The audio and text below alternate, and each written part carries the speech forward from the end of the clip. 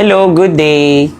Gusto ko lang po i-clarify kung ano yung nasa likod ng mga patutsada ni Eloy Bugris sa social media sa ngayon. It happens kasi na kasagsagan yun ng pangangailangan niya dahil wala siyang mahiraman, matakbuhan kasi kailangan niya ng maglipat ng bahay sa Dubai at the same time, yung mother niya kailangan niya ring ilipat ng bahay, if I'm not mistaken, sa isang subdivision where merong security at secured yung family niya. Okay, eto yung mga screenshots ko. Eto. Sabi niya, ako naman pautangin mo, nakahold ang account ko sa PayPal sa laki ng pumasok. Sabi niya sa akin, 100K carry. Ano carry mo? Sabi ko naman, okay po, saan ko i-send mother? O, ayan ang reply niya. Business days lang, ibalik ko. Gawin mo na lang kaya 150 kasi ang 150 na yan, kailangan ko yan para sa sa isa kong apartment nga nilipatan namin for the time being. Kami nag-aaligid-aligid sa amin dito nga gusto ako patyo ni Lisa. Alam mo ba, nagtatakbo-takbo kami ni Daddy Bobs, 3 apartment. Ginalipatan namin kasi nag-change kami ng kotse din. Sinabi ko na rin kay Mars, kay meron nag-aaligid sa amin, ipapatay ko yun ni Lisa Bertud. Okay, yun. Kasi nga ipapatay daw siya ni Lisa Marcos. So sabi ko naman, 50K lang limit ko sa GCash. Send ko now 50K GCash. During that time, pag-check ko ng GCash ko, may nagbayad na pala sa akin. Reason na meron akong na-send sa kanya na 90,000. Instead of 50,000 na gi-request niya na panimula muna or paunahan muna ng send 50,000. Pero pag-check ko ng GCash ko, I have 90,000, almost 102,000. So, gisend ko muna sa kanya ang 90,000. So, ngayon, pumunta ako sa isang app ko, yung Metrobank. Ayun. Nag-send ako ng 50,000. Same. Vibel, Picara, BPI. Okay, ito na yung 50,000. So, 90 plus 50 is 140. Mother, pwede ang 10K na balance sa GCash ko na isend o balik naman ako sa GCash kasi as I mentioned nga kanina, nasa 102 yung balance ng GCash ko pero 90 lang gisend ko kasi I thought makakapag-send ako sa online banking ko ng 60,000. So na-forgot ko nga, 50,000 lang pala ang limit. So na-send ko na yung 10,000. Ito naman yung validation. Ito yung gisend ko sa kanya. So a total of 150,000 na. Ito na yung gishare niya sa akin. Kung natatandaan nyo, as she mentioned, meron daw siyang almost 1.7 sa PayPal. So, ito yung PayPal niya ngayon. Look, 1.4. So, doon medyo nag-question mark ako. So, kasi gishare niya, according sa kanya, 1.7, yun pala 1.4. Ito yung sinasabi niya na pambabayad niya sa akin once ma-clear niya na sa PayPal. Okay, now yun na. Ang total ko sa kanyang na-send is 150. Nag-message na naman siya sa akin, ito, i-add mo ko Bertud 200K if okay lang para I'll send you 350. Yun sabi niya sa akin. Hindi ko lang basahin yung iba. Sabi ko, mother, here pa ko sulod sa isang company kasi nga nangongolekta pa rin ako ng mga collection ko coming from my business, yung sa babuyan ko, some of you knows, yun. So, ayun, a total of 350,000 yun. Ang kinasama ko, to be honest with you, nakabayad na siya sa akin. 3 to 5 days ang sabi. Pero look, anong nangyari? Marami na siyang rason sa akin. Kasi naniningil na ako. After ito, marami akong message sa kanya, naniningil na ako. Until such time, nakabayad siya sa akin ng paunti-unti.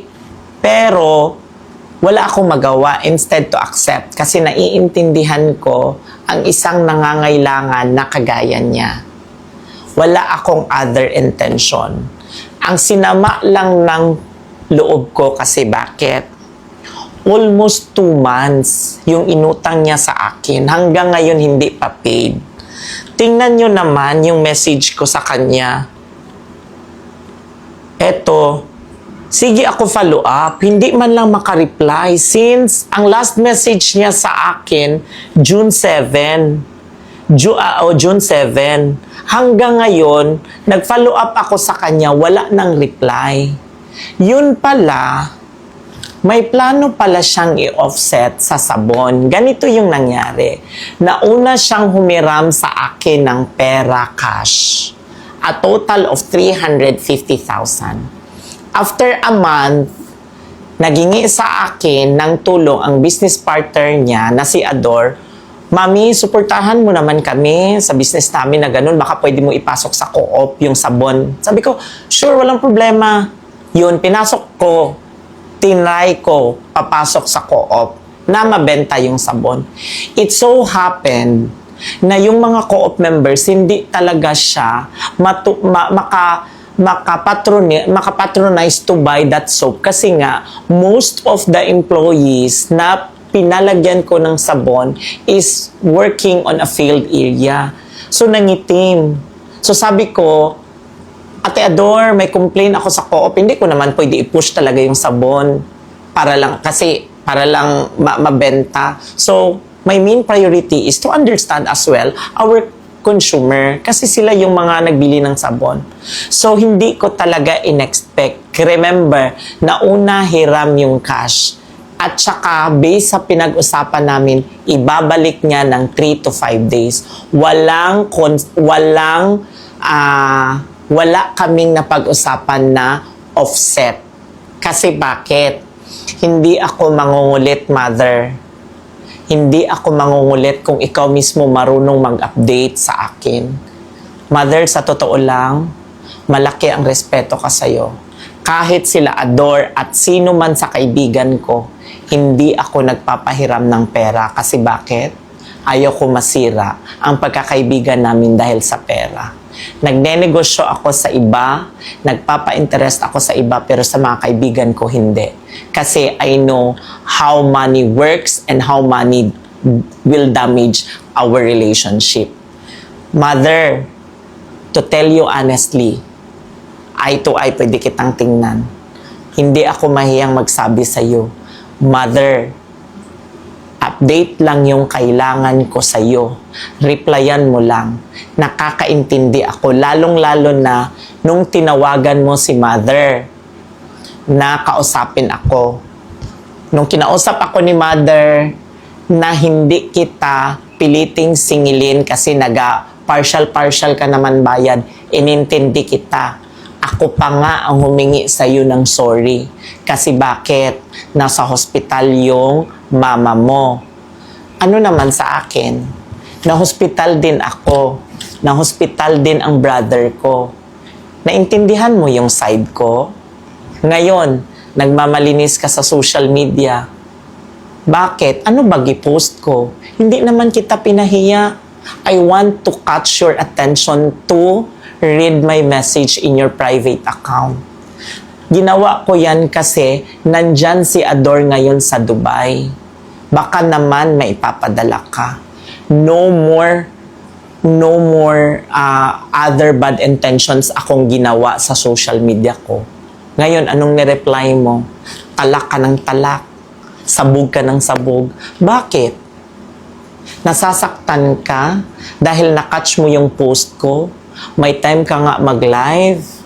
Kaya pala hindi kita nakikita sa live kasi gi-block mo ako. Everyday ako nagchat-chat sa iyo. Ni isang reply. Yun lang gi-please ko sa iyo. Wala akong na-receive na reply or update coming from you. Kasi mother, sa totoo lang, malaki ang respeto ko sa iyo. Kung sinabi mo lang sana, Bertud, pasensyahan mo na ako. Bertud, di ba? May hiningi mo kaming tulong sa iyo. Baka naman mabenta mo talaga yung sabon, hanapan mo ng paraan. At baka mabenta mo yun, pwede doon mo na lang muna kunin kasi hirap na hirap pa talaga ako ngayon dahil nga sa sitwasyon ng mother ko. Sino ba ako na hindi makakaintindi, mother? Pwede natin yan pag-usapan kung ikaw mismo nag-coordinate sa akin, nag-update sa akin, wala akong ibang intention. Yun lang, mother. Sana maintindihan mo. At sa lahat ng taong hindi alam ang istorya, huwag kayong magsawsaw kasi wala kayong contribution sa agendang ito at wala kayong perang inilabas dito. Wala kayong alam, in short. Okay, after this, rest assured, maglaylo talaga ako. Kasi wala akong makukuha dito. And I will wait a door, magtutalk kami personally kung ano ang maganda